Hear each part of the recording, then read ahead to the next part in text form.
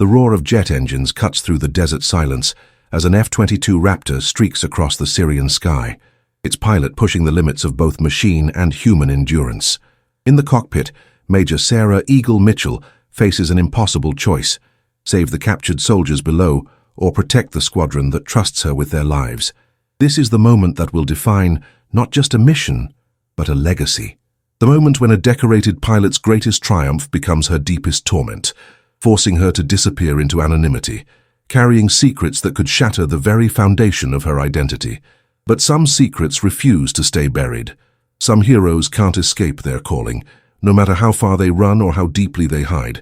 And sometimes the very people we're trying to protect become the ones who pull us back into the fight. 3 years after vanishing from military service, Sarah Mitchell has built a new life as a volunteer nurse, believing she's left her warrior past behind forever. She has no idea that fate is about to thrust her back into the cockpit, back into command, and back into the impossible choices that define what it truly means to serve. When 43 American soldiers face execution in a Syrian compound, and the only pilot capable of saving them is a ghost who officially doesn't exist, the question becomes, can a fallen eagle learn to soar again? Welcome to this powerful story of redemption, sacrifice, and the unbreakable bonds of military brotherhood.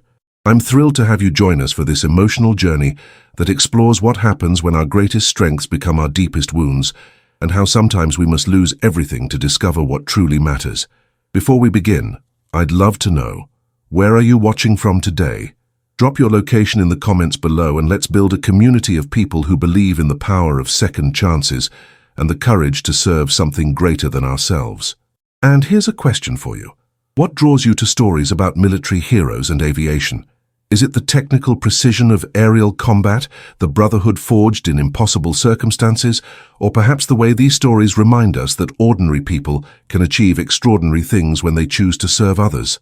Share your thoughts below. I read every comment and love connecting with fellow admirers of courage, sacrifice, and the unbreakable spirit of those who choose to serve. Now let's discover together whether Major Sarah "Eagle" Mitchell can find the strength to spread her wings one more time. The sterile corridors of Walter Reed South Military Hospital echoed with the familiar rhythm of healing, monitors beeping steadily, soft conversations between medical staff, and the occasional sound of wheelchairs rolling across polished floors.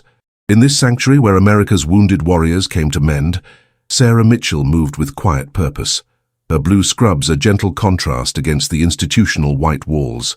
At 36, Sarah possessed an understated grace that drew both patients and staff to her. Her chestnut hair was pulled back in a practical bun, revealing intelligent gray-green eyes that seemed to hold depths of understanding beyond her years as a volunteer nurse. What most didn't notice was how those eyes constantly assessed exits, how her movements carried a precision that spoke of training far beyond medical school, or how she unconsciously stood at attention whenever military personnel entered her vicinity. "Morning, Sergeant Collins," Sarah said softly, approaching the bedside of a young soldier whose legs were wrapped in fresh bandages. "How's the pain today?" The 22-year-old Marine managed a weak smile. "Better when you're here, Miss Mitchell. You've got magic hands." Sarah checked his vitals with practiced efficiency, her touch gentle yet confident. As she adjusted his IV drip, Collins noticed something unusual. Her movements were too precise, too controlled for a civilian volunteer. There was something almost military about the way she carried herself. "You ever serve?" Collins asked suddenly. Sarah's hand paused for just a fraction of a second before continuing her work. "I've always believed in serving others," she replied carefully, deflecting the question with practiced ease. The morning routine continued as Sarah made her rounds through the ward. She possessed an uncanny ability to anticipate medical needs, often arriving at a patient's bedside moments before they called for assistance. Dr. Elizabeth Carter, the chief medical officer, had noticed this phenomenon, but respected Sarah's desire for privacy about her background. At 11:30, the peaceful atmosphere shattered. The emergency doors burst open as medics rushed in with fresh casualties from a training accident at nearby Camp Pendleton. 3 Marines had been injured during a live fire exercise, and the most critical case was being wheeled directly toward Sarah's station. "Multiple shrapnel wounds, possible internal bleeding," the paramedic called out as they transferred the unconscious Marine to the examination table. "Vitals are dropping fast." Sarah's demeanor transformed instantly. Gone was the gentle volunteer nurse, replaced by someone who moved with military precision and unquestioned authority. She began barking orders with the confidence of someone accustomed to life and death decisions. "I need 2 units of O-negative stat. Get me a trauma kit and prep for emergency surgery," she commanded, her hands already working to assess the wounded Marine's injuries. The medical staff responded without question, recognizing expertise when they heard it. As Sarah worked to stabilize the patient, she failed to notice the group of Marines who had accompanied their wounded comrade. Among them stood Sergeant Jake Morrison, a 26-year-old with piercing blue eyes and the solid build typical of his corps. Jake watched Sarah work with growing fascination, something familiar stirring in his memory. "She moves like one of us," whispered Corporal Maria Rodriguez, a petite communications specialist with sharp observational skills. Jake nodded slowly, studying Sarah's precise movements, the way she maintained calm under pressure, the natural authority in her voice. There was something about her that reminded him of stories he'd heard, legends whispered in barracks about extraordinary pilots and impossible missions. Sarah successfully stabilized the wounded Marine, her quick thinking and expert care likely saving his life. As the immediate crisis passed and the patient was wheeled to surgery, she finally became aware of the Marines watching her.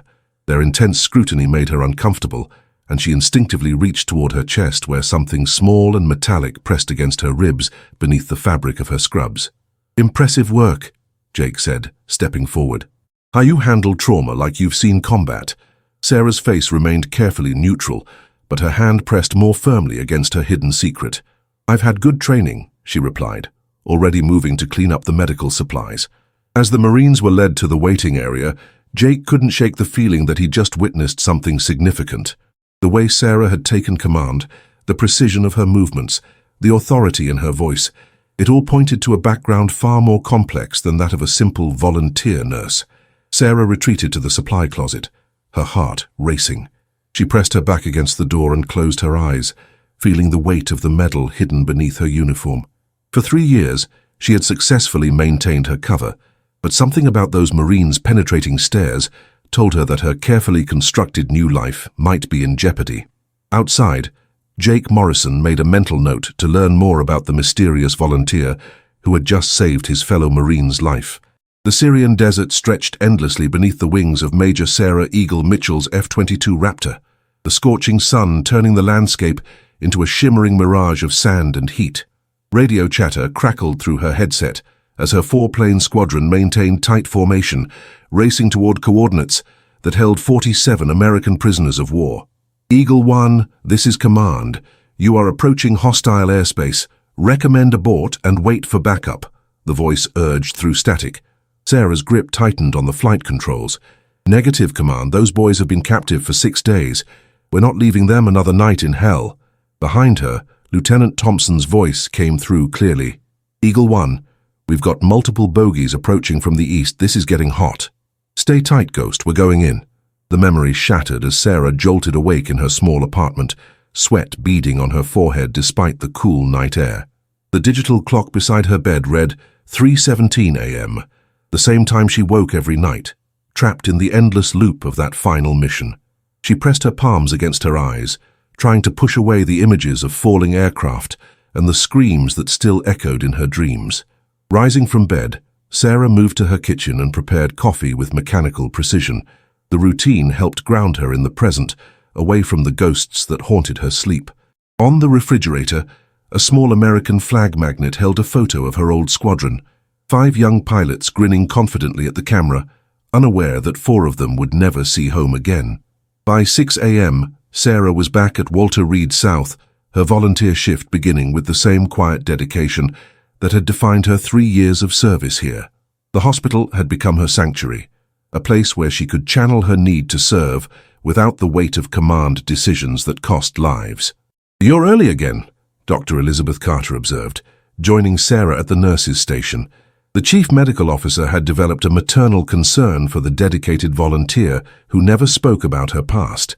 "Couldn't sleep," Sarah admitted, reviewing patient charts with practiced efficiency. Dr. Carter studied her carefully. "Sarah, I've been a military doctor for 20 years. I recognize the signs of combat stress. If you ever want to talk..." "I appreciate the concern, Doc, but I'm fine," Sarah interrupted gently but firmly, her walls rising automatically. The conversation was cut short by the arrival of a new patient, Corporal Maria Rodriguez, the young Marine who had observed Sarah so intently the previous day. Maria had been brought in for treatment of a minor training injury, but her presence immediately put Sarah on edge. As Sarah tended to Maria's sprained wrist, the young Marine studied her with curious eyes. "You know, you remind me of someone," Maria said thoughtfully. "There are stories that get passed around the Corps about this legendary pilot. They called her Eagle." Sarah's hands stilled for a moment before continuing to wrap the bandage. "Sounds like military folklore to me." "Maybe," Maria continued, "but the stories are pretty specific. They say she led an impossible rescue mission in Syria 3 years ago, saved 47 POWs single-handedly, but lost her entire squadron doing it. Some say she died in the mission. Others claim she just disappeared." The blood drained from Sarah's face, but she kept her voice steady. "War creates a lot of legends, Corporal. Most of them are exaggerated."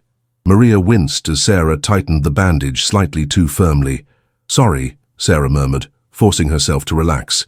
"The thing is," Maria pressed on, "my communications instructor at Quantico swears he saw the classified after-action report. Said this Eagle pilot received the Medal of Honor in a secret ceremony, but the whole thing was buried for political reasons. Imagine carrying that kind of burden, being a hero that nobody can acknowledge." Sarah finished the bandage in silence, her mind racing. The young Marine's words cut too close to the truth, threatening the carefully constructed barriers she had built around her past. As she disposed of the medical supplies, her hand unconsciously moved to her chest, where the weight of her hidden medal felt heavier than ever. "All done, Corporal," Sarah said, stepping back. "Take it easy on that wrist for a few days." Maria nodded, but her eyes remained fixed on Sarah's face. "You know what I think? I think heroes like that Eagle pilot don't just disappear. They find other ways to serve, other ways to save lives. Maybe they become nurses or doctors, still fighting the good fight in a different uniform." Sarah met her gaze directly, her expression carefully neutral. "That's a nice thought, Corporal. I hope you're right." As Maria left the treatment room, Sarah sank into a chair, her hands trembling slightly.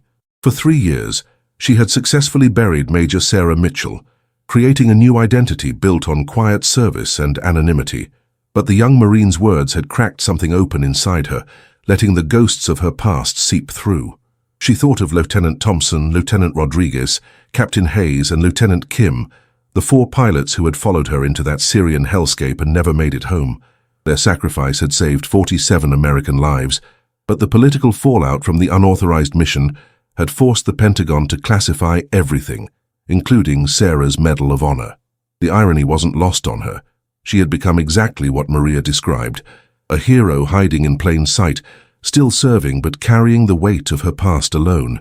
As she returned to her rounds, Sarah wondered how long she could maintain this delicate balance between her need to serve and her need to hide. In the distance, she could hear Sergeant Morrison's voice as he visited his recovering teammate, and something in his tone suggested that yesterday's encounter had left a lasting impression. Sarah realized that her carefully guarded secret might not remain hidden much longer. The morning shift at Walter Reed South had settled into its usual rhythm when the emergency alarm shattered the calm. Sarah was reviewing medication schedules when Dr. Carter's voice echoed through the intercom. "Code Blue Training Facility Alpha. All available medical personnel respond immediately." Sarah's training kicked in as she grabbed the emergency medical kit and rushed toward the ambulance bay. A training accident at the nearby facility had resulted in multiple casualties, and the first ambulance was already screaming into the hospital driveway. The rear doors burst open to reveal Sergeant Jake Morrison, his face pale and his left shoulder soaked in blood. A piece of shrapnel from an explosive device malfunction had torn through his uniform and embedded itself dangerously close to his subclavian artery. "Get him to Trauma 2, Dr. Carter shouted, as the medics transferred Jake to a gurney. His blood pressure was dropping rapidly, and his pulse was becoming thready. Sarah found herself running alongside the gurney, her hands already applying pressure to the wound. "Sergeant, stay with me," she commanded, her voice carrying an authority that made everyone in the corridor turn to look. In Trauma 2, Jake's condition deteriorated rapidly. His eyes rolled back as his blood pressure plummeted, and the monitors began screaming warnings. Dr. Carter was scrubbing in for emergency surgery, but Jake was coding right there on the table. "He's going into shock," a nurse called out. "We're losing him." Without hesitation, Sarah stepped forward and took charge. "Start chest compressions. I need epinephrine, 1 milligram IV push. Someone get me a central line kit now." Her hands moved with surgical precision as she worked to stabilize Jake's vitals. The medical staff responded to her commands without question, recognizing the voice of someone accustomed to making life-and-death decisions under extreme pressure. "Who authorized you to—" a resident began, but Dr. Carter cut him off with a sharp look. Sarah's movements were those of someone who had performed emergency medicine in combat zones.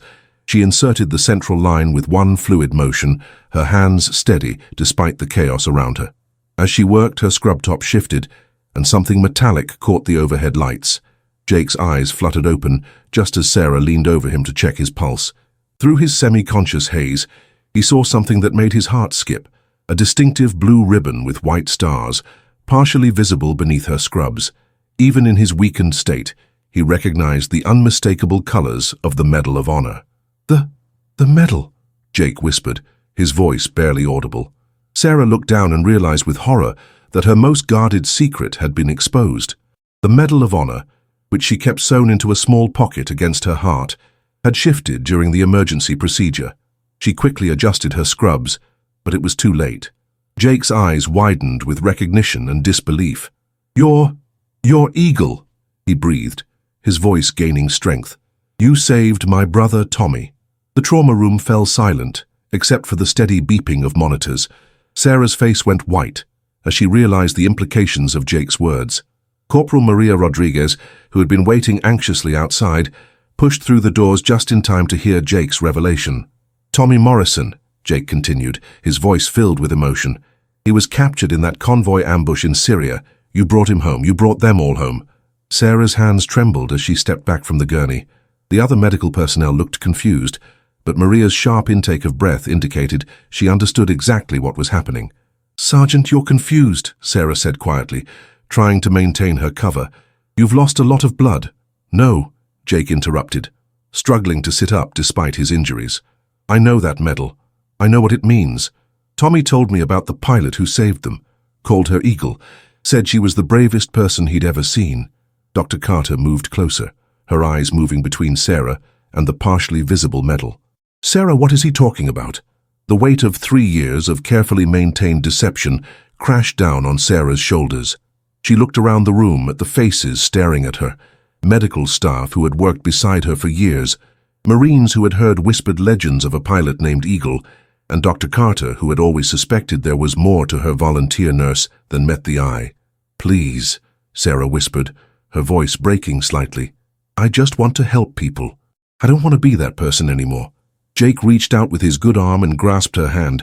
"Ma'am, my brother is alive because of you.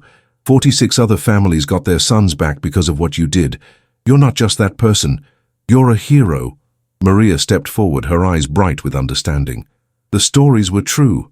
You're really her." Sarah closed her eyes, feeling the walls she had built around her new life crumbling. When she opened them again, she saw not judgment or curiosity in the faces around her, but respect and something approaching awe. "If this gets out," Sarah began. "It won't," Jake said firmly. "Not from us. But Mom, you need to know, what you did over there, it mattered. It still matters." Dr. Carter placed a gentle hand on Sarah's shoulder. "I think we need to talk," she said quietly. "But first, let's get Sergeant Morrison stabilized." As the immediate medical crisis passed and Jake was wheeled to recovery, Sarah stood alone in the trauma room, her secret finally exposed. For the first time in 3 years, she wasn't sure if she felt relief or terror at the prospect of her past catching up with her present.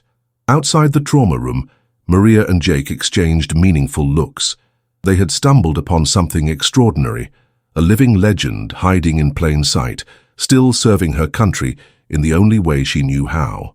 The question now was what would happen when word inevitably spread that Major Sarah Eagle Mitchell was alive and working as a volunteer nurse at Walter Reed South.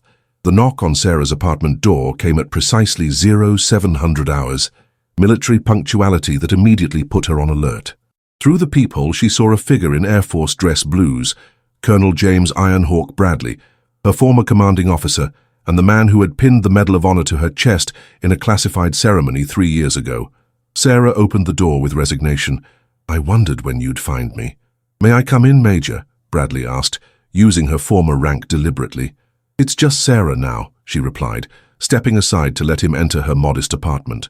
Bradley surveyed the sparse living space, a few pieces of furniture, medical textbooks on the coffee table, and a single photograph of her fallen squadron tucked discreetly on a bookshelf. "You've built a quiet life here." "It's what I needed," Sarah said, pouring 2 cups of coffee. "How did you find me?" "Sergeant Morrison's medical records flagged when he mentioned your name in his incident report. The Pentagon has been monitoring any references to Eagle for 3 years. Bradley accepted the coffee but remained standing. "We need to talk." Sarah settled into a chair, her posture unconsciously military despite her civilian clothes. "If this is about bringing me back to active duty, the answer is no. 43 American soldiers are being held captive in a fortified compound in eastern Syria," Bradley said without preamble. "Intelligence suggests they'll be executed within 72 hours unless we extract them." The coffee cup trembled slightly in Sarah's hands. "Send Thompson's squadron. He's capable." "Captain Thompson is leading the mission," Bradley confirmed. "But the compound is located in the same region where you conducted Operation Lazarus 3 years ago. The terrain is treacherous. Sandstorm season, limited visibility, surface-to-air missile sites that weren't there during conventional mapping." Sarah set down her cup and walked to the window, staring out at the peaceful hospital grounds. "You're saying I'm the only one who knows the area?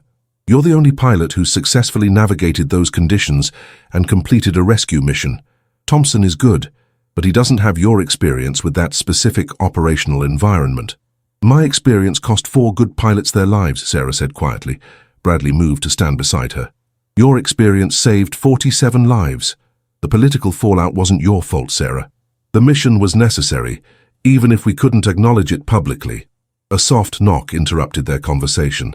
Sarah opened the door to find Captain David "Ghost" Thompson standing in the hallway, his flight suit indicating he'd come directly from the airfield. "Colonel Bradley," Thompson said, nodding respectfully before turning to Sarah. "Ma'am, I requested permission to speak with you directly." Sarah studied the young pilot, 29 years old, confident bearing, but something in his eyes suggested he was struggling with the weight of command. "Come in, Captain." Thompson entered and immediately noticed the tension in the room. "Ma'am, I've reviewed the classified files on Operation Lazarus. What you accomplished was extraordinary." "What I accomplished was getting my squadron killed," Sarah replied bluntly. "No, ma'am," Thompson said firmly. "What you accomplished was completing an impossible mission under conditions that would have broken most pilots. I've studied your flight patterns, your tactical decisions, your split-second adaptations to changing battlefield conditions. You're the reason those 47 soldiers came home." Sarah felt the familiar weight of command responsibility settling on her shoulders. "Captain, what's your assessment of the current mission?" Thompson's expression grew troubled. "Honestly? The terrain intelligence is insufficient. We're flying blind into an area with unknown defensive capabilities and weather patterns that could ground us permanently. I can execute the mission, but the probability of success is less than 30%. And with my involvement, 70%, maybe higher.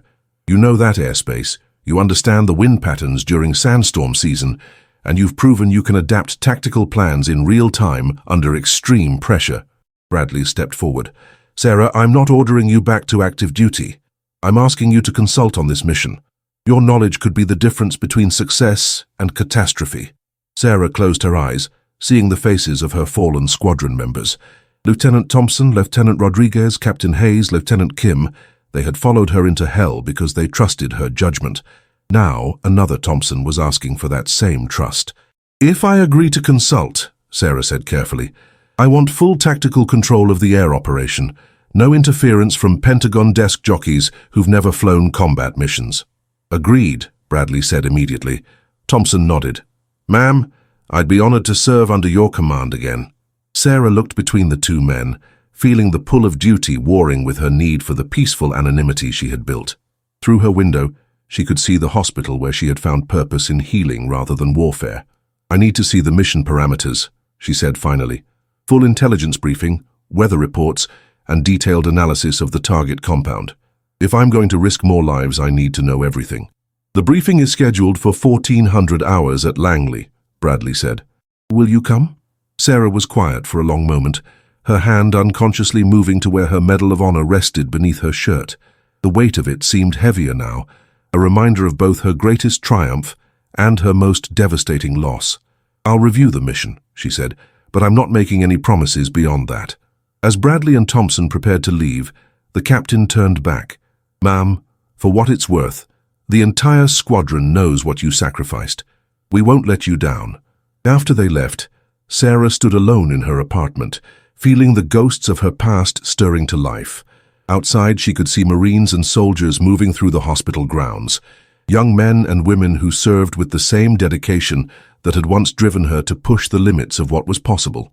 The question now was whether she could find the courage to step back into the role that had defined her, knowing that once again, lives would hang in the balance of her decisions. She picked up the photograph of her squadron, studying the faces of the 4 pilots who had died following her lead. What would you do? She whispered to their memory, but the only answer was the weight of duty pressing against her heart. The classified briefing room at Langley Air Force Base felt like stepping back into a life Sarah had tried to leave behind. The sterile walls, the large tactical displays, the smell of strong coffee and tension. Everything transported her back to the world of military precision and life-or-death decisions. Colonel Bradley stood at the head of the conference table as Sarah entered, followed by Captain Thompson and a small team of intelligence analysts. The weight of their collective gaze reminded her why she had chosen anonymity over recognition. Major Mitchell, Bradley began, then caught himself. Sarah, thank you for coming. Sarah took a seat at the table, her eyes immediately drawn to the satellite imagery displayed on the main screen. The terrain was hauntingly familiar, the same rocky outcroppings and desert valleys where she had lost everything 3 years ago. The target compound is here. An intelligence analyst pointed to a fortified structure nestled between 2 ridgelines. 43 American soldiers captured during a humanitarian mission gone wrong. Intelligence suggests they're being held as bargaining chips for a prisoner exchange. Thompson leaned forward, his expression grim. The compound is heavily defended. Surface-to-air missile sites here, here, and here. He indicated positions on the map, plus unknown numbers of mobile defensive units. Sarah studied the tactical display with the practiced eye of someone who had navigated similar terrain under combat conditions. What's the weather forecast? Sandstorm season is beginning, the analyst replied. Visibility could drop to near 0 with little warning. Wind speeds up to 60 knots, with unpredictable downdrafts in the valley approaches. That's why we need you, Thompson said quietly. You've flown in these conditions before. Sarah's mind drifted back to that day 3 years ago, when she had led her squadron into similar conditions to rescue the 47 POWs. The memory was as vivid as if it had happened yesterday. The sandstorm had come out of nowhere, turning day into night in a matter of minutes. Sarah's F-22 Raptor bucked and rolled in the violent winds as she fought to maintain formation with her squadron. Eagle 1 visibility is 0, Lieutenant Thompson's voice crackled through the radio. Recommend we abort and wait for clearer conditions. Negative, Ghost, Sarah had replied, her hands steady on the controls despite the turbulence. Those soldiers have been captive for 6 days. We're not leaving them another night. She had made a split-second decision to use the storm as cover, flying dangerously low through the valley to avoid radar detection. Her squadron had followed her lead without question, trusting her judgment even as the conditions deteriorated. The rescue had been successful, all 47 prisoners extracted safely, but on the return flight, a hidden missile battery had opened fire. Sarah had managed to evade the attack, but her squadron hadn't been as fortunate. Sarah, Thompson's voice brought her back to the present. Are you all right? She realized she had been staring at the map for several minutes, lost in the painful memory. The approach vector you're planning won't work, she said, pointing to the proposed flight path. There's a downdraft zone in this valley that will slam you into the ground before you see it coming. Thompson studied the map more carefully. How do you know? Because I've been there, Sarah replied simply. The terrain creates a wind shear effect that doesn't show up on standard meteorological models. You need to approach from the northeast, using the ridgeline as a windbreak. She moved to the tactical display and began sketching an alternative approach route. Her movements were confident and precise, the muscle memory of countless mission briefings taking over. If you come in here, she traced a path with her finger, You can use the natural terrain to mask your approach. The missile sites have limited coverage in this sector because of the rock formations. Colonel Bradley watched her work with growing admiration. What about extraction? The compound is in a valley with limited maneuvering room. Sarah was quiet for a moment, her mind working through the tactical challenges. You'd need a diversion. Something to draw the defensive fire away from the extraction zone, while the rescue team secures the prisoners. What kind of diversion? Thompson asked. Sarah met his eyes directly. The kind that requires someone to fly straight into the teeth of their defenses and make them think they're under full assault. It's a suicide mission for whoever draws that assignment. The room fell silent as the implications sank in. Thompson's face paled slightly as he realized what Sarah was describing, exactly the kind of sacrifice play that had cost her squadron 3 years ago. There has to be another way, Thompson said. Maybe, Sarah replied, but her tone suggested otherwise. Captain, in your assessment, what's the maximum number of aircraft you can risk on this mission? 4 F-22s, plus support aircraft for extraction. Sarah nodded grimly. That's what I had 3 years ago. 4 Raptors and absolute determination to bring those soldiers home. She paused, her voice growing quieter. I brought the soldiers home. I didn't bring my pilots home. Colonel Bradley stepped forward. Sarah, you made the right choice. 47 families got their loved ones back because of your leadership, and 4 families lost theirs because of my decisions, Sarah countered. Lieutenant Thompson, Lieutenant Rodriguez, Captain Hayes, Lieutenant Kim, they followed me into hell because they trusted me. I can't ask anyone to do that again. Captain Thompson stood up, his expression resolute. Ma'am, with respect, you're not asking. I'm volunteering. Those 43 soldiers deserve the same chance you gave the others, and my squadron deserves to serve under the best pilot the Air Force has ever produced. Sarah looked around the room at the faces staring back at her, young officers ready to risk everything, intelligence analysts who had spent weeks planning this mission, and Colonel Bradley, who had carried the burden of her secret for 3 years.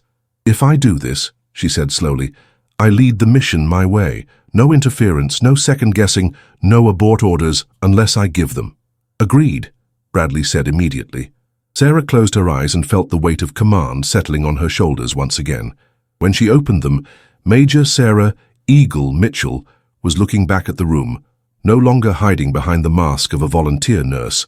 All right, she said, her voice carrying the authority that had once inspired a generation of pilots. Let's bring our people home. The decision hung in the air like morning mist as Sarah stood before the mirror in the Langley Air Force Base locker room. For the first time in 3 years, she was putting on a flight suit, the olive green fabric feeling both foreign and familiar against her skin. Her hands trembled slightly as she zipped up the front, muscle memory warring with 3 years of carefully suppressed identity.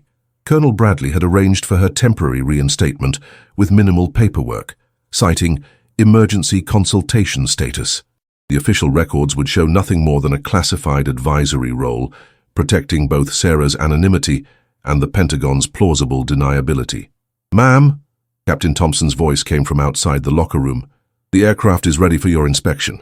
Sarah took a deep breath and stepped outside, immediately feeling the weight of expectation from the ground crew who had gathered to catch a glimpse of the legendary Eagle pilot. Word had spread quickly through the base. Despite attempts at secrecy, the F-22 Raptor sitting on the tarmac was a thing of beauty, sleek, deadly, and representing the pinnacle of American air superiority technology. Sarah approached it with the reverence of someone who understood that this machine could be both salvation and destruction. She's been configured to your specifications from the Syria mission, Thompson explained, walking beside her. Same weapons loadout, same electronic countermeasures package. Sarah ran her hand along the aircraft's fuselage, feeling the smooth composite materials that made the Raptor nearly invisible to enemy radar. What about the squadron composition? 4 aircraft total, Thompson replied. Myself as your wingman, Lieutenant Sarah Chen as number 3, and Lieutenant Marcus Rodriguez as number 4. All experienced pilots, all volunteers. The irony of the names wasn't lost on Sarah. Another Rodriguez, another pilot willing to follow her into impossible odds. How much do they know? Everything, Thompson said simply. They know about Syria, they know about the risks, and they know they're flying with the best pilot the Air Force has ever produced. Sarah climbed into the cockpit, her hands automatically finding the familiar controls. The seat had been adjusted to her specifications, and every switch and display was exactly where she remembered. As she ran through the pre-flight checklist, 3 years of civilian life began to fade away. Eagle 1. This is Tower. The radio crackled to life. You are cleared for training flight Vector 270, altitude Angels 20. Tower, Eagle 1, Sarah responded, her voice steady despite the emotions churning inside her. Requesting permission to take her up, the Raptor's twin engines spooled up with a sound like controlled thunder. Sarah felt the familiar surge of power as the aircraft lifted off the runway, climbing rapidly into the clear Virginia sky. For the first time in 3 years, she was truly home. Eagle 1, this is Ghost. Thompson's voice came through the radio as his aircraft formed up on her wing. How does it feel? Sarah banked the Raptor into a gentle turn, feeling the aircraft respond to her touch like a living thing. Like riding a bicycle, she replied, but her voice carried deeper emotions. Ghost, let's run some formation drills. I need to see what this squadron can do. For the next hour, Sarah put the 3 pilots through their paces, tight formation flying, tactical maneuvers and simulated combat scenarios. Thompson was solid and reliable. Chen was technically proficient with excellent situational awareness, and Rodriguez showed the kind of aggressive flying that reminded Sarah painfully of her lost squadron. Not bad, Sarah transmitted as they returned to base. But if we're going into Syria, you'll need to be better than not bad. You'll need to be perfect. Back on the ground, Sarah found herself surrounded by the ground crew and support personnel who would make the mission possible. Among them was Sergeant Major Robert Rock Williams, a grizzled Marine who had somehow attached himself to the operation. Major Mitchell, Williams said, his weathered face showing deep respect. Sergeant Morrison asked me to give you this. He handed her a small envelope.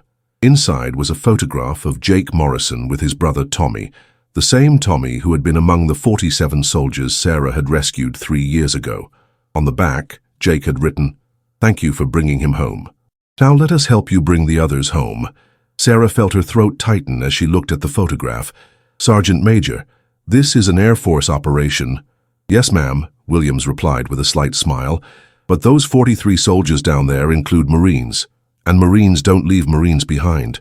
Dr. Elizabeth Carter appeared at Sarah's elbow, having driven from Walter Reed South to see her off.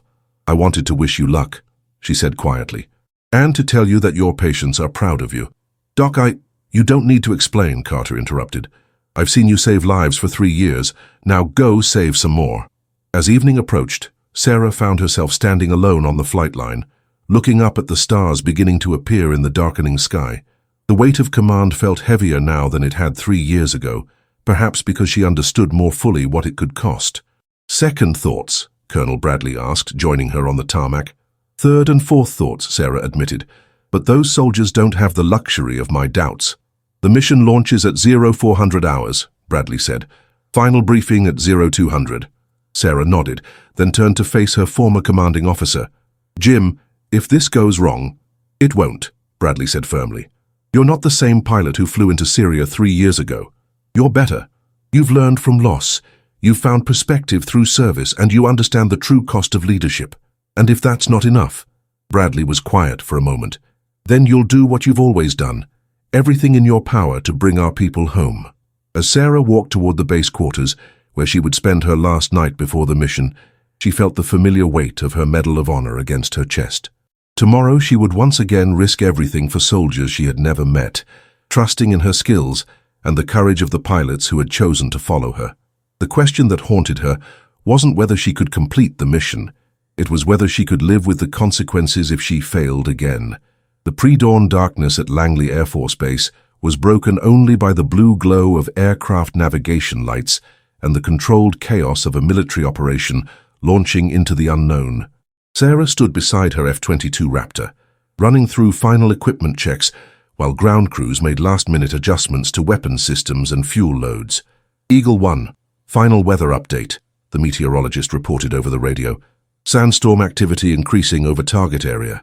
Visibility dropping to less than half a mile with gusts up to 70 knots. Sarah adjusted her helmet and checked her oxygen connections.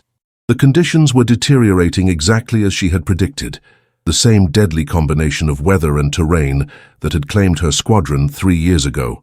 "Ghost, Viper, Hawk," she called to her 3 pilots over the squadron frequency. "Remember, Once we enter Syrian airspace, radio silence unless absolutely necessary. We go in fast, we hit hard, and we bring everyone home." Captain Thompson's voice came back steady and confident. "Copy. Eagle 1. Squadron ready for departure." Lieutenant Chen checked in next. "Viper ready." Finally, Lieutenant Rodriguez. "Hawk ready to rock, ma'am." Sarah climbed into her cockpit as the first hints of dawn appeared on the eastern horizon. The familiar ritual of strapping in, connecting life support systems, and running through startup procedures helped calm her nerves. This was what she had been born to do. "Eagle Squadron, you are cleared for takeoff," the tower controller announced. "Godspeed." The 4 F-22 Raptors lifted off in perfect formation, their twin engines creating a symphony of controlled power as they climbed rapidly into the morning sky. Sarah felt the familiar surge of adrenaline as the aircraft responded to her touch. Every control input translated into precise movement through the air. "Eagle 1, this is Overlord," Colonel Bradley's voice came through the encrypted communications channel. "You are go for mission. Intelligence confirms 43 friendlies still alive at target location." "Copy, Overlord," Sarah replied, banking the formation toward the southeast. "Eagle Squadron is en route." The flight across the Atlantic and Mediterranean passed in tense silence, the 4 Raptors maintaining radio discipline while covering the vast distance to their target. As they approached Syrian airspace, Sarah could see the telltale brown haze on the horizon that indicated the massive sandstorm brewing over their destination. "Eagle Squadron, this is where it gets interesting," Sarah transmitted. "Descending to nap of the Earth altitude, stay tight and trust your instruments." The formation dropped to barely 200 feet above the desert floor, using the terrain to mask their approach from enemy radar. The landscape below was a moonscape of rock and sand, broken by occasional wadis and the ruins of ancient settlements. "Eagle 1, I'm picking up multiple radar contacts," Lieutenant Chen reported. "Looks like they've got mobile SAM sites active." Sarah's tactical display lit up with threat indicators as enemy surface-to-air missile systems began painting them with targeting radar. "Copy, Viper. Hawk, you're with me. Ghost and Viper, take the northern approach and suppress those SAM sites." The formation split as planned, with Thompson and Chen peeling off to deal with the missile threats, while Sarah and Rodriguez continued toward the target compound. The sandstorm was intensifying, turning the world into a brown twilight of swirling dust and limited visibility. "Eagle 1, this is Hawk," Rodriguez called out. "I've got visual on the compound. Looks like they've got prisoners in the central courtyard." Sarah squinted through the storm, her aircraft's advanced sensors cutting through the dust to reveal the fortified compound nestled between 2 ridgelines. She could see figures moving in the courtyard, some in military fatigues, others who appeared to be the captured American soldiers. "Hawk, we need to create a diversion," Sarah said, her mind racing through tactical options. "I'm going to draw their fire while you coordinate with the ground extraction team." "Ma'am, that's suicide in these conditions," Rodriguez protested. "It's the only way," Sarah replied, already banking her Raptor toward the heavily defended compound. "Trust me, Lieutenant." Sarah pushed her aircraft into a steep dive, dropping out of the sandstorm like an avenging angel. The compound's defenders reacted immediately, filling the air with anti-aircraft fire and launching shoulder-fired missiles in her direction. "Eagle 1, you've got multiple missiles inbound," Thompson's voice crackled through the static. "Break left, break left." Sarah threw her Raptor into a violent, evasive maneuver, the G-forces pressing her deep into her seat as she fought to avoid the incoming threats. Her aircraft's countermeasures deployed automatically, filling the air with chaff and flares designed to confuse enemy missiles. "Ghost, Viper, I need those SAM sites down now," Sarah called out as she pulled out of her dive and climbed back into the storm. "Working on it, Eagle 1, Thompson replied. "Viper's engaging the northern site." The sound of explosions echoed across the desert as Chen's missiles found their targets, eliminating one of the mobile SAM sites in a brilliant fireball. But the compound's defenders were far from finished, and Sarah could see more missile launches tracking toward her position. "Hawk, what's the status on the ground team?" Sarah asked as she maneuvered through another barrage of anti-aircraft fire. "They're moving in now," Rodriguez reported, "but they need more time to reach the prisoners." Sarah made a split-second decision that would have been familiar to anyone who had studied her tactics 3 years ago. "All aircraft, this is Eagle 1. I'm going in for a close support run. Cover me." "Ma'am, Negative, Thompson called out. The defensive fire is too heavy. But Sarah was already committed, diving her Raptor toward the compound at nearly the speed of sound. The world became a blur of sand, smoke, and tracer fire as she streaked through the valley, her aircraft's cannons blazing as she suppressed the enemy positions. The maneuver worked. The compound's defenders focused all their attention on the lone Raptor screaming through their midst, giving the ground extraction team the opening they needed to reach the prisoners.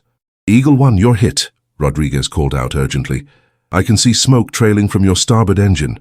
Sarah felt her aircraft shudder as enemy fire found its mark, but the Raptor's robust design kept her airborne. I'm still flying, she replied, pulling up and away from the compound. What's the status on the prisoners?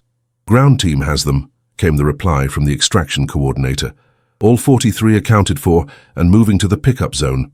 As Sarah climbed back into the relative safety of the sandstorm, she allowed herself a moment of satisfaction.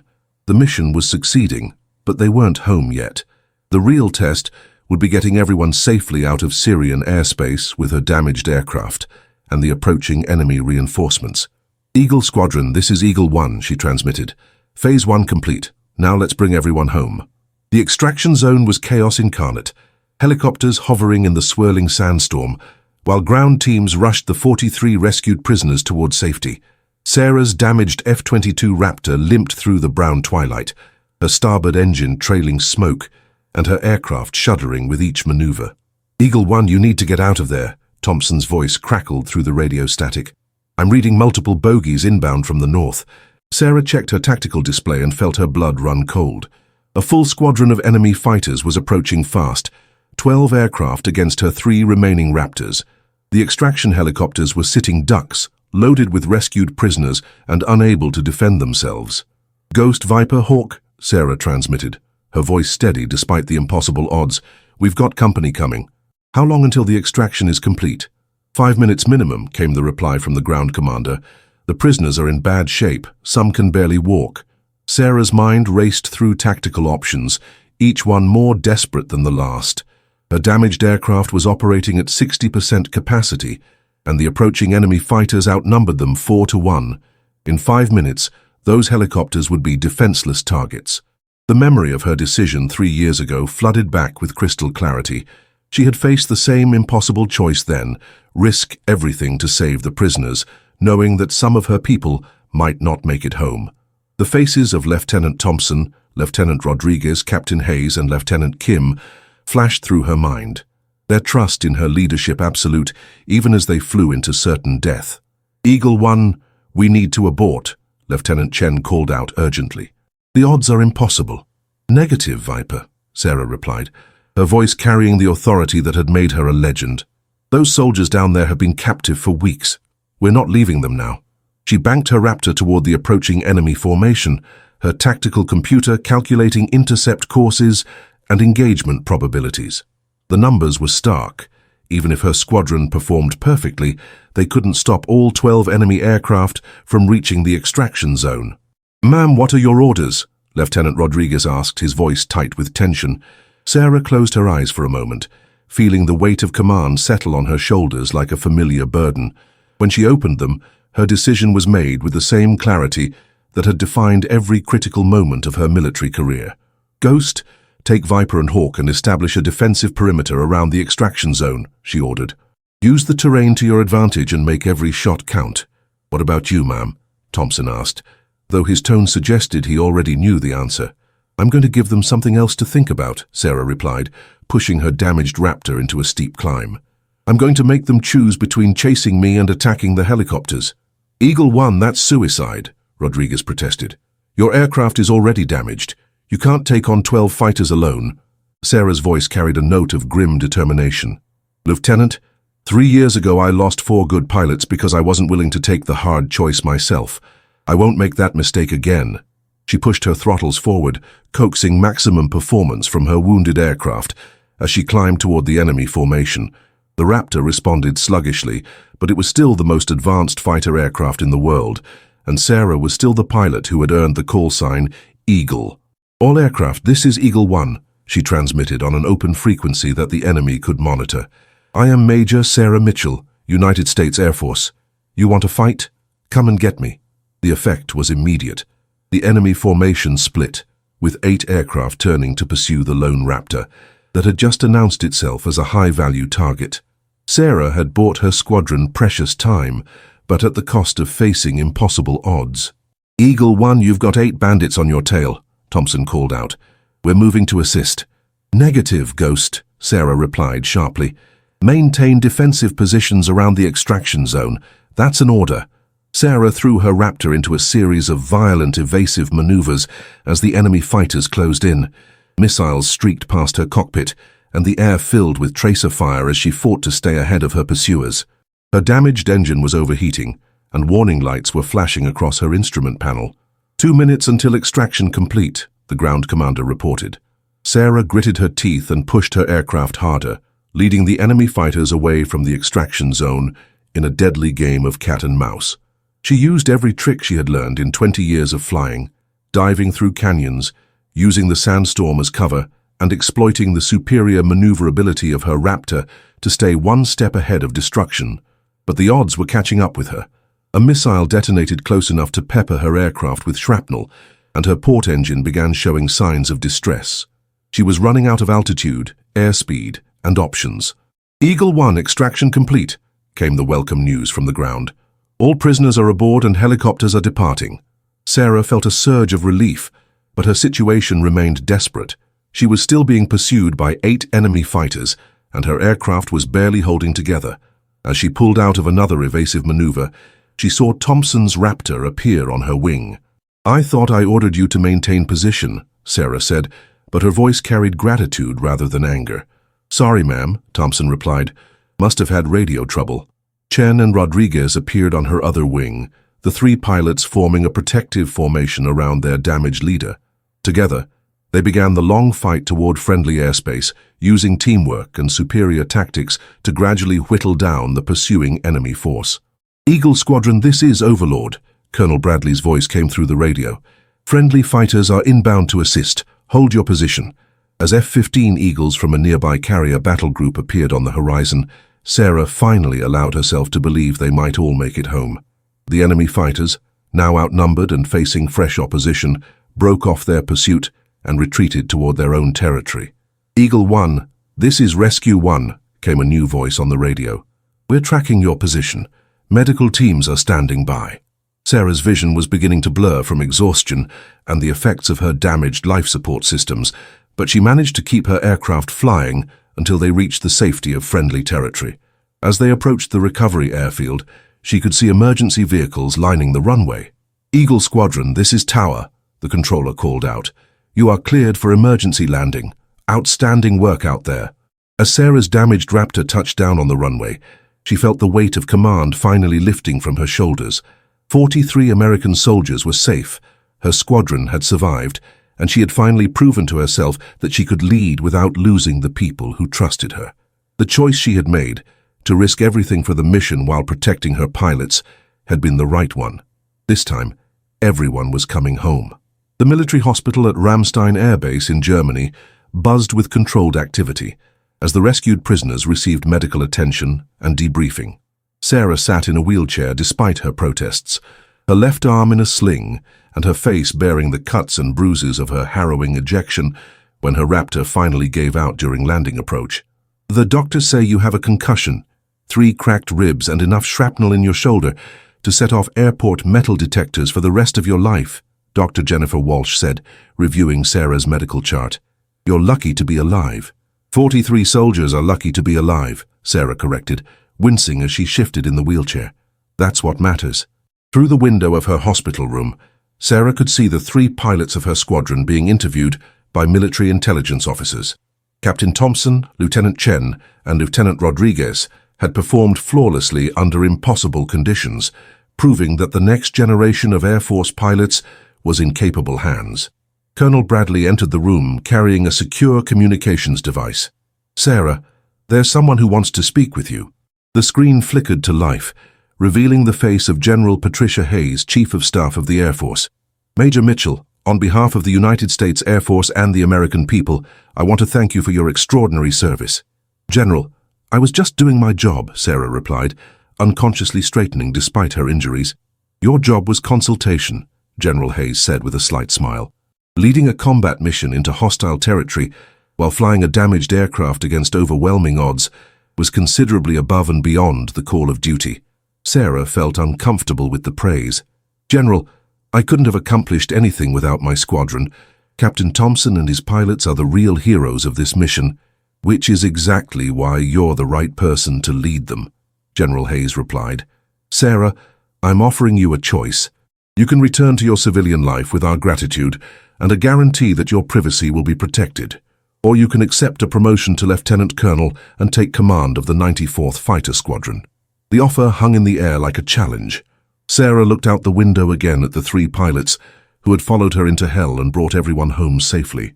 They deserved a leader who understood the weight of command and the true cost of the decisions that sent young men and women into harm's way. General, if I accept, I want full authority over training protocols and mission planning. And I want Captain Thompson as my executive officer. Done, General Hayes said immediately. Welcome back to active duty, Lieutenant Colonel Mitchell. After the call ended, Sarah sat quietly in her wheelchair, processing the magnitude of what had just happened. For 3 years, she had hidden from her past, convinced that her leadership had cost lives rather than saved them. Now she understood that true leadership meant accepting responsibility for both the victories and the losses, and using that knowledge to become better. A knock on the door interrupted her thoughts. Captain Thompson entered, followed by Chen and Rodriguez, all three still wearing their flight suits and bearing the satisfied exhaustion of pilots who had completed an impossible mission. Ma'am, Thompson said, coming to attention, we wanted to thank you for bringing us home. I should be thanking you, Sarah replied. When I ordered you to maintain defensive positions, you chose to disobey and come to my aid. That took courage. Thompson grinned.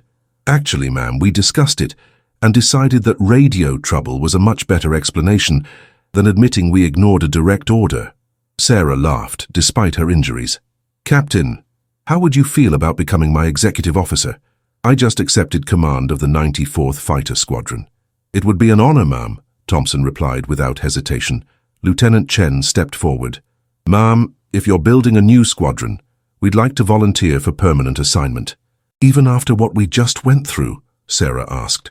Especially after what we just went through, Rodriguez added. We've flown with the best pilot in the Air Force. We're not going anywhere.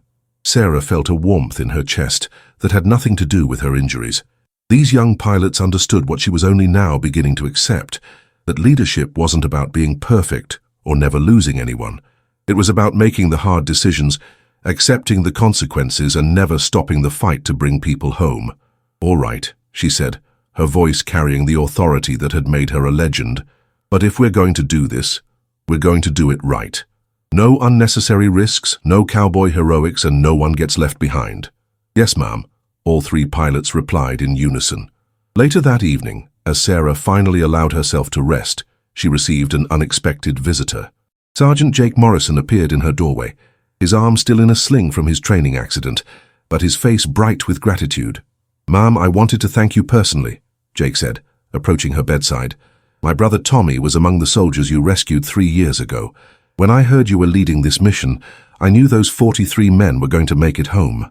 Sarah studied the young Marine's face, seeing the same determination and loyalty that had characterized his brother. How is Tommy doing? He's a staff sergeant now, stationed at Camp Pendleton. He named his daughter Sarah after the pilot who saved his life. Jake paused, his voice growing emotional. Ma'am, you've given our family everything. If there's ever anything we can do for you, there is something, Sarah said quietly. Help me remember that the people we save are more than just numbers in a mission report. They're sons and daughters, brothers and sisters, husbands and wives. They have families who love them and futures worth fighting for. Jake nodded solemnly. Yes, ma'am. I'll make sure you never forget. As Jake left, Sarah looked out the window at the night sky, where stars were beginning to appear through the German clouds. Somewhere out there, 43 American soldiers were beginning their journey home to families who had feared they would never see them again. 3 years ago, she had saved 47 lives, but lost 4 of her own people. This time, she had saved 43 lives and brought everyone home. The difference wasn't in her flying skills or tactical knowledge. It was in her understanding that true leadership meant protecting the people who chose to follow you, even when that meant taking the greatest risks yourself. Lieutenant Colonel Sarah Eagle Mitchell was finally ready to lead again, not as the pilot who had lost her squadron, but as the commander who had learned that bringing everyone home was the only victory that truly mattered.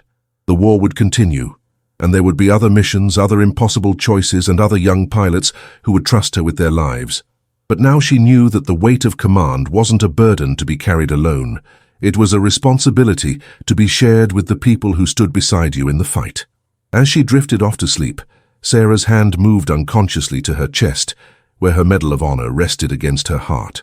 For the first time in 3 years, its weight felt like honor rather than guilt, a reminder not of what she had lost, but of what she had the power to save. The late afternoon sun cast long shadows across the parade ground at Nellis Air Force Base as Lieutenant Colonel Sarah Eagle Mitchell watched her latest class of fighter pilots complete their final training exercise.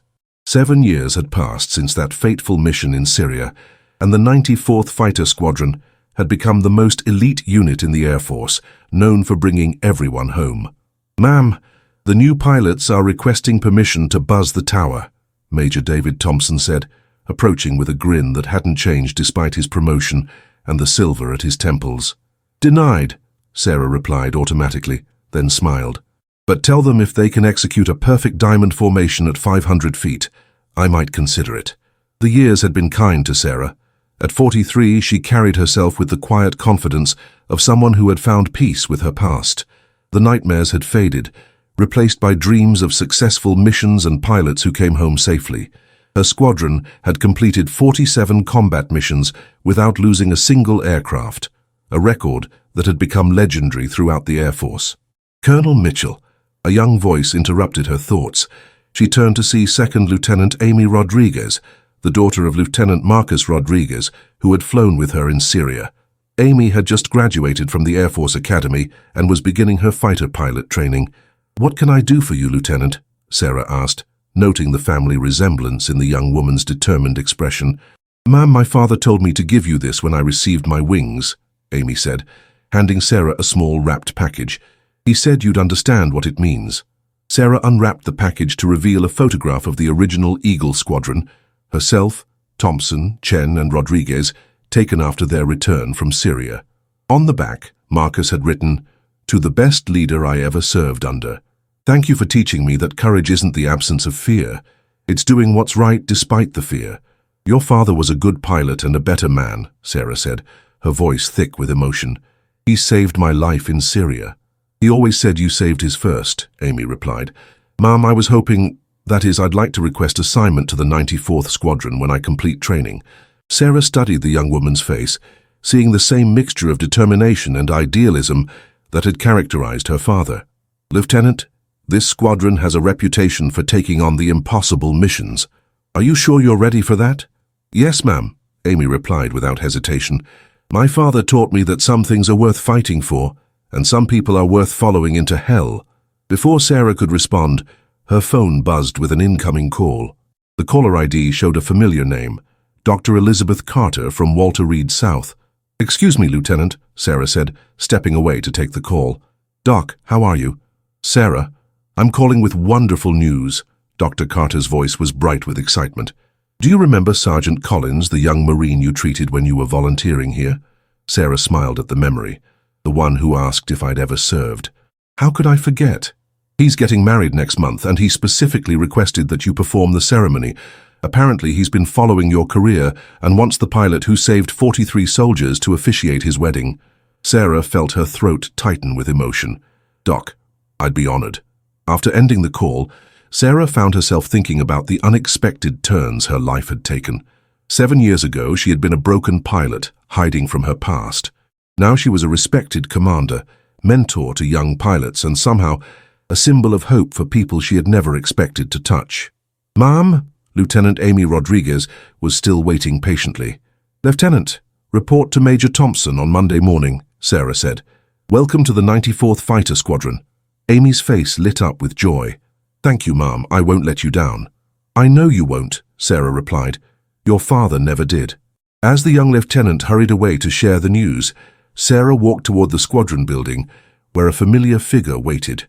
Jake Morrison, now a master sergeant in the Marines, stood beside his pickup truck with two children, a boy of about 10 and a girl of 7. "Uncle Jake," the children called out, running towards Sarah. She had become an honorary member of the Morrison family, attending birthdays, holidays, and every major milestone in their lives. "Sarah," Jake's daughter Emma threw her arms around Sarah's waist. "Daddy said you might take us flying today." "Did he now?" Sarah said, looking at Jake with mock sternness. "And what did your mother say about that?" "She said, as long as Eagle One is the pilot, we'll be safe," 10-year-old Tommy Morrison Jr. said proudly. He had been named after his uncle, the POW Sarah had rescued 7 years ago. Sarah looked at Jake, seeing the contentment in his face. He had married his college sweetheart 2 years after Syria, and they had built a beautiful life together. His brother Tommy had indeed named his daughter Sarah, and the extended Morrison family had become the closest thing to family that Sarah had ever known. "All right," Sarah said, ruffling Tommy Jr.'s hair, "but just a quick flight around the pattern, and you have to promise to tell your mother it was educational." As they walked toward the aircraft, Sarah reflected on the price that some had paid for the choices made 7 years ago. Lieutenant Chen had been killed in a training accident 3 years earlier, a loss that had devastated the squadron but reinforced Sarah's commitment to safety and preparation. Major Rodriguez had retired from active duty to spend more time with his family, though he still served as a reserve instructor. The losses had been painful, but they had also taught Sarah that the measure of a life wasn't in avoiding all risk, but in ensuring that the risks taken served a purpose greater than oneself. Chen had died training the next generation of pilots. Rodriguez had chosen family over career, but continued to serve in his own way. As Sarah helped the children into the aircraft, she thought about the 43 soldiers she had rescued in Syria. Most had returned to civilian life, but several had sent her letters over the years, describing the families they had started, the careers they had built, and the lives they were living because she had refused to leave them behind. The flight with Jake's children was peaceful, a gentle tour of the Nevada desert that reminded Sarah why she had fallen in love with flying in the first place. As they landed and taxied back to the hangar, Emma Morrison looked up at her with bright eyes. "Sarah, when I grow up, I want to be a pilot just like you," the 7-year-old announced. "Then you'd better study hard in school," Sarah replied. "And remember, being a pilot isn't about flying fast or looking cool. It's about bringing people home safely." "Like you did with Uncle Tommy?" Emma asked. "Like I try to do every day," Sarah corrected gently. As the Morrison family drove away, Sarah stood alone on the flight line, watching the sun set over the mountains. 7 years ago, she had been consumed by guilt over the pilots she had lost. Now she understood that their sacrifice had meaning because of the lives that had been saved and the lessons that had been learned. Her Medal of Honor still rested against her heart, but its weight had transformed from burden to inspiration. She wore it not as a reminder of past glory, but as a promise to the future, a commitment to never stop fighting for the people who depended on her leadership. Tomorrow would bring new challenges, new missions, and new pilots who would trust her with their lives. But tonight, Sarah Eagle Mitchell was at peace, knowing that she had found her true calling, not in the glory of individual achievement, but in the quiet satisfaction of bringing everyone home. The ghosts of her past had finally been laid to rest, replaced by the living legacy of the lives she had saved and the pilots she had trained. In the end, that was the only victory that truly mattered. As we reach the end of Major Sarah Eagle Mitchell's extraordinary journey, we're reminded that true heroism isn't measured by the medals on our chest or the recognition we receive, but by the lives we touch and the legacy we leave behind. Sarah's story teaches us that leadership isn't about being fearless. It's about facing our fears and choosing to act despite them. When she made the impossible choice to risk everything for 43 captured soldiers, she wasn't driven by a desire for glory, but by an unwavering commitment to the principle that no one gets left behind. Her transformation from a broken pilot hiding in anonymity to a respected commander who brought everyone home shows us that our greatest failures can become the foundation for our most meaningful victories. The guilt that once consumed her became the wisdom that saved countless lives. The lessons from Sarah's journey resonate far beyond the cockpit of an F-22 Raptor. Courage isn't the absence of fear. It's doing what's right, despite the fear. True leadership means protecting those who choose to follow you. Our past mistakes don't define us. How we learn from them does. Sometimes the greatest victory is simply bringing everyone home safely. Service to others gives meaning to our own struggles. Sarah's story reminds us that heroes walk among us every day, in hospitals, schools, fire stations, and countless other places where ordinary people make extraordinary sacrifices for others. They may not wear uniforms or fly fighter jets, but they share the same commitment to something greater than themselves. Your story matters too. Whether you're facing impossible odds in your career, struggling with past mistakes, or searching for your purpose, remember that every day offers a new opportunity to choose courage over comfort, service over self-interest, and hope over despair. I'd love to hear from you. What moment in Sarah's journey resonated most deeply with you? Was it her decision to return to active duty, her willingness to risk everything for the rescue mission, or perhaps her transformation from guilt to purpose? Share your thoughts in the comments below, and if this story inspired you, write the word EAGLE in your comment. I read every single one and love connecting with fellow believers in the power of courage and service. Looking for more inspiring stories of heroism, sacrifice, and triumph? Check out the other powerful narratives available in the cards below. Each one is crafted to remind you that ordinary people can achieve extraordinary things when they choose to serve something greater than themselves. Remember, you don't need wings to soar, you just need the courage to take flight. Fly high, stay strong, and never leave anyone behind. Thank you for joining Sarah Eagle Mitchell on her journey from the depths of guilt to the heights of redemption. May her story inspire you to find your own way to serve, to lead, and to bring everyone home safely.